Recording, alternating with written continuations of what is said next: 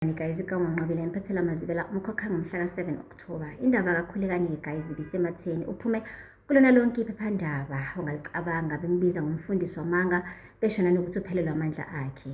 Omunye kungisheqisile uNdlovu manje wathi nje mkhulu wami ngisacela ukubuza nje umbuzo wodwa ukuthi ngabe ngampela ubona wena amandla noma nje bukade usebenzisa isalamuzi. Wathi ungayisho kanjani leyo nto Ndlovu? Uthi cha ngithi angibuze phela ngoba yabo mekuthi ngampela amandla akaphelile sesizobalekelwa ngisho abalandeli bonke nje abalandeli ade sinabo asimane sikhohlwe yibona. Wamane wathi nje uKhulekani ngicela ungiphumela. Yo guys, uhambile kuKhulekani waya endaweni yakhe yokukhuleka wabiza uSifoqiya. uSifoqiya ufike nje vele eqhaqhazela ubaba wabantu ebona ukuthi ngeke yabola kuzoshuba. Ube ungena nje uSifoqiya wathi guqa. Waguqa uSifoqiya wathi khuluma nami. Ngitshela ukuthi ubonani. Wathi uSifoqiya angiboni lutho. Wathi umuphi umsebenzi wakho la ebandleni? Wathi mina. Wathi ngikhuluma nawe yini oyenzayo la ebandleni? Wathi ngiyaprofetha. Wathi profetha phela angithoni uthi uyaprofetha. Profetha kwenzakaleni apha amandla ami? Oh guys, uSifoqiya wathi angazi. Wathi awazi kanjani? Angithoni umprofethi futhi ngabe uyazi ukuthi apha amandla ami? Waqedwa mbamba kabuhlungu la ejezini ubaba emdala. Wamnyakazisa wamisa ngapha wathi ngithi ngitshela ukuthi apha amandla ami. Oh guys, uSifoqiya wamane wathi asentabeni ebona ukuthi usozoze nje abe kwisandla phela lami ukuthi akakhulumi. Wathi ufuna namandla entabeni?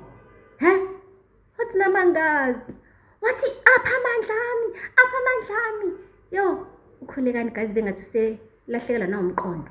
Manje uSifoqiya wanyonya bakancane waphuma wabona ukuthi yabo kule ndawo akuyona manje hayi ayingcwele inhlobo ngoba impela useshuka umqedwe uKhulekani. Uthemba kwalapho uKhulekani wakhala guys inyembezi. Wathi mvelase baba ungangilahli. Ngicela ungangilahli baba.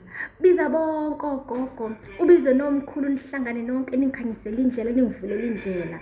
Ngiyawadinga amandla ami kanti ngikwenzeni wena baba? Angithi wena wathi angiguquke ngishiye inkolo yami. Angithi wena baba ngilandile umhlambi wakho njengoba kade ungithumile pho yindaba ngonephi?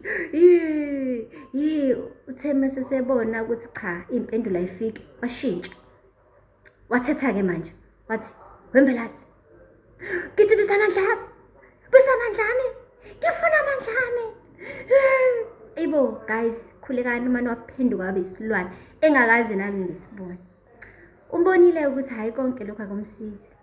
Wamane wahamba waya endlini enkulu bekukhona uMamzobe kukhona nomkhosi kukhona uSifoqiya noNdlovu. Wamane waginqa phansi wakhala. Emva kwalapho wathi uSifoqiya ubevelela uSifoqiya nginesho ubeze ibuza ukuthi kodwa wayengisaphi umphephethe lana wayengithumela ukuthi ngizobhekana nale nsambatheka yendaba zikaKhulekani. Yo wasondela uSifoqiya wathi yebo mkhululu wami. Wathi ngitshela ukuthi ngenzeni yini le ngenze kubaba ukuthi angiflathele kanje? uSifoqiya wathi namangazi angazi ngizokusiza kanjani. Wathi nginalicebo ubafo biza umfowethu biza uzamcolo wezulu uyena ozongisiza mekunje. Unomkhosi ngabona ulwandle ligcwala lithi uMamzobe bekade ngiphile benondlovu besho ukuthi hayibo uyena mkhululu kade simlandela lo sethi manje ufuna ukukhala kuSiphamandla osethi manje akubiza uSiphamandla ezomsiza. Wathi ngibizele nomfowethu nomkhosi ngifuna umfowethu ngibizele yena. Hayibo guys Khulekani wonke zolo lokho bekade ethi uSiphamandla makaguqe phansi ngedolo mefuna abuyele lapha kaMthembu asho ukuthi yena ofanele usethi akubizwe yena azomsiza manje. Guys shintshile ukudla eplatini. Akupheli ke lapho uSiphamandla benoMabusi bekade bandla begonene kumnandi bekhuluma ngamashawa ashisayo bekhulume nangama massage nangumphephethe eqhamuka uyahema umama uyayiphephetha. Bathi yini? Umoya usho nje igama lethu umoya. Yini ma? Kubuza uMabusi. Umoya. Bamhlalise phansi. Athi uMabusi ma ngeke le ipanic attack. Phefumula ma hayi uManzimande uyawudonsa umoya udonsa kanzima uyawukhipha kanzima. Wathi mina nami gijima letha amanzi. Wakugijima uSiphamandla wabuya namanzi wamphuzisa. Wathi kwenze njani ma? Wathi iqale nini le nto? Buza uSiphamandla. Wathi yake yenzeka kanye nisebancane, ngesikhathi nisenkingeni, nisengozini. Le nto yenzeka nje uma nje kukhona ingozi ezayo, umama kuphela okwazi ukuyizwa into ekanjena.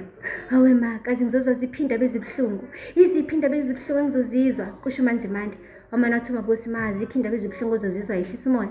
Wathi ngithatheni ningise ekamereni, ngiyisene ekamereni lami, ngiyisene embhedeni. Yo guys, bamxhaga oyombeka embhedeni umphephethe. Guys, yabona nje lapha kaMthembu, yo indaba yakaMthembu guys, ayi iphathisana ngekhanda.